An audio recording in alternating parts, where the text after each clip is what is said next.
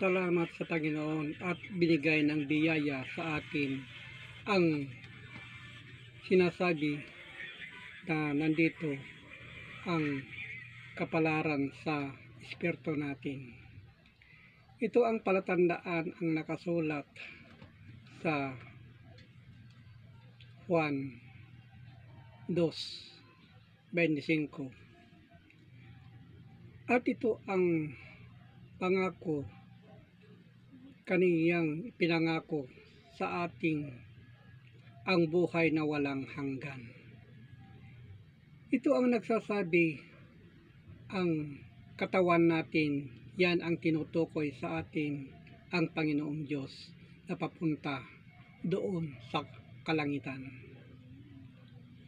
Kaya ito ang nasasabi niya tungkol sa nakasulat sa Biblia. Sa Roma 2:10, datapwat kaluwalhatian at karangalan ay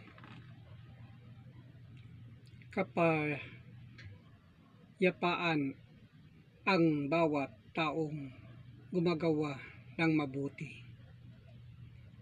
Kaya ang kailangan talaga na tuparin natin ito na gumawa tayo ng kabutihan at salita ng mabuti para maitupad ito ang sinasabi niya tungkol dito na nakasulat sa Hudyo at unang-una ay gayon din sa Grego.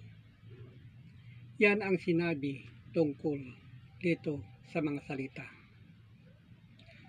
Ang nakasulat sa Hebreo 13:14, sapagkat dito'y wala tayong bayan na namamalagi, ngunit hinahanap natin ang bayan na darating.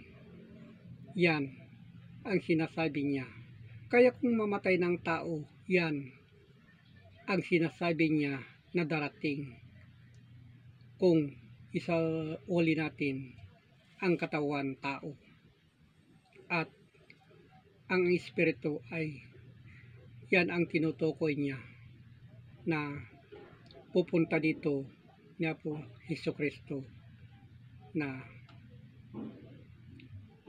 nakasulat at papunta mga sinasabi niya. Ang nakasulat sa Hebreo 39, ngunit tayo'y hindi doon sa mga nagsasalikbik sa kapahamakan, kundi doon sa mga may nananampalataya sa ikakaligtas ng kaluluwa. Kaya ito ang sinasabi niya na lahat mga gumagawa ng mabuti, yan ang sinasabi niya at tinutukoy niya ni Apo Hesukristo. Kaya hahanapin kung paano ikakaligtas ng kaluluwa. Saliksikin natin ang kasulatan at naghihintay ng Panginoon sa bawat salita natin ng Diyos. Kaya ito ang ipinapaabot ko sa mga nakasulat nitong para may ligtas ang kaluluwa natin. Yan ay papaabot ko sa mga Facebook o YouTube para makuha natin at panoorin natin. At salamat ng Panginoong Diyos. Amen.